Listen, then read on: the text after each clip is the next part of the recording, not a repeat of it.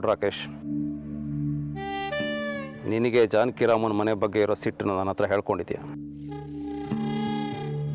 ನಿನ್ನ ಕೋಪ ತಣ್ಣಗಾಗಬೇಕು ಅಂದರೆ ನನ್ನ ಸಹಾಯ ನಿನಗೆ ಬೇಕೇ ಬೇಕು. ಅದಕ್ಕೆ ನಾವಿಬ್ಬರು ಪರಸ್ಪರ ಸಹಕಾರ ತತ್ವಕ್ಕೆ ತಲೆ ಬಾಗಲೇಬೇಕು. ಖಂಡಿತ. ಸಹಕಾರ ತತ್ವ ಇಲ್ದಿರೋ ಮನೆ ಕೋಸಂಬರಿ ಮಾಡೋಕ್ಕೂ ನಾಲಾಯಕು. ಹೇಳಿ ಸರ್, ನಿಮ್ಮ ತಂಗಿ ಬಗ್ಗೆ ಏನು ನಿರ್ಧಾರಕ್ಕೆ ಬಂದ್ರಿ? ಅದಕ್ಕಿಂತ ಮುಂಚೆ ಯಾವ ಕೆಲಸ ಆಗಬೇಕು ಅಂತ ನಾನು ನಿರ್ಧಾರ ಮಾಡಿದ್ದೀನಿ. ಆ ಜಾನಕಿರಾಮನ್ ಹತ್ರ ನನ್ನ ತಂಗಿ ಪೋಸ್ಟ್ಮಾರ್ಟಮ್ ರಿಪೋರ್ಟ್ ಇದೆ, ಅದು ನನ್ನ ಕೈಗೆ ಸೇರಬೇಕು. ಇವತ್ತಲ್ಲ ನಾಳೆ ಆ ಮುಳ್ಳು ನಮ್ಮ ಕಾಲು ಚುಚ್ಚುತ್ತೆ. ಅದನ್ನು ನಾನು ಕದಿಬೇಕು ಅಂತಿದ್ದೀನಿ. ಕದ್ದಾಯ್ತು ಅಂದ್ಕೊಡಿ.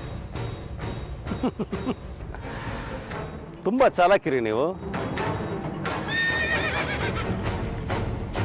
ಏನ್ರಿ ಅದು? ಕುದುರೆ ಇಲ್ದೇನೆ ಓಡಿಸ್ತೀರಿ? ಇದೆ ಸರ್, ಅದು ನಿಮ್ಮ ಕಣ್ಣು ಕಾಣಲ್ಲ. ಖುಷಿಯಾದಾಗ ಅದು ಕೆನೆಯುತ್ತೆ. ಆ ಸದ್ದು ನನಗೆ ಮಾತ್ರ ಕೇಳಿಸುತ್ತೆ. ಜೀವನದಲ್ಲಿ ಏನೇನೋ ಐಟಮ್ ಇಟ್ಕೊಂಡಿದ್ದೀರಿ ನೀವು. ಐಟಮ್ ಸಾಂಗ್ ಒಂದು ಬಿಟ್ಟು